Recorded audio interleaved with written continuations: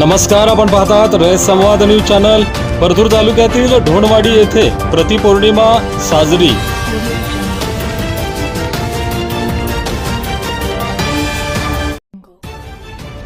परतूर तालुक्यातील ढोणवाडी येथे प्रतिपौर्णिमा साजरी करण्यात आली। या कार्यक्रमासाठी महाराष्ट्राचे हास्य सम्राट Ram Bidkar, Republican party of इंडियाचे परतूर तालुका अध्यक्ष भगवान कांबळे, बौद्धाचार्य खरात आदींची प्रमुख उपस्थिती होती। यावेळी पंचशिलेचे सामूहिक वंदन करण्यात आले। या कार्यक्रमास धम्म उपासक उपासिका मोठ्या संख्येने उपस्थित होते। रयत संवादसाठी राम राठोड, परतूर, जालना।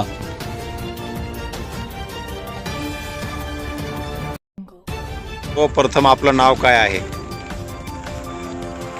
जय भीम। मी Bhagwan Kamble, Republican party of India Partur taluka अध्यक्ष। आज ढोणवाडी या ठिकाणी आम्ही बौद्ध पौर्णिमेच्या कार्यक्रमानिमित्त उपस्थित झालेलो आहोत। प्रति पौर्णिमा या ठिकाणी साजरी केल्या जाते आणि या पौर्णिमेचा शोभा वाढवण्यासाठी आणि धम्म घराघरापर्यंत पोहोचवण्यासाठी आपल्या जालना जिल्ह्यातील निष्ठावंत बौद्धाचार्य सन्माननीय खरात साहेब या ठिकाणी उपस्थित आहेत।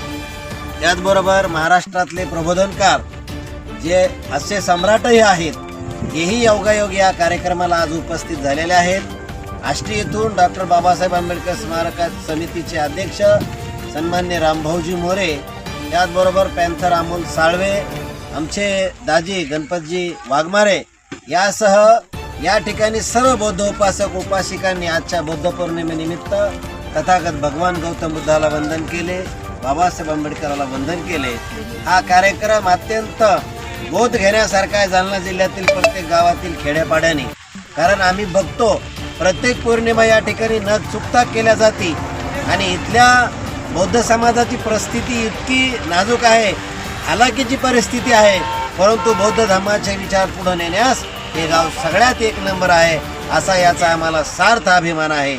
आणि असेच कार्यक्रम जालना जिल्ह्यातील बौद्ध बांधवांनी राबवावं। आमचे खरात साहेब या ठिकाणी सगळ्यांना बौद्ध धम्म सांगायचं काम करतील, प्रत्येकाने त्यांच्याशी संपर्क करावा। त्याचबरोबर आपल्या गावामध्ये बौद्ध धम्म आणि संघ व समाज प्रबोधनाचं काम कार्यक्रम घेण्यासाठी आणि बौद्ध धम्माच्या विचारावरती प्रकाश टाकण्यासाठी सन्मान्य रामजी बिडकर साहेब यांच्याशी आपण संपर्क करावा आणि लोक उपयोगी समाज उपयोगी कार्यक्रम आपण या ठिकाणी वेळोवेळी राबवले पाहिजे, समतेचा संदेश दिला पाहिजे। एवढंच या ठिकाणी बोलतो आणि थांबतो। जय भीम, नमो बुद्धाय।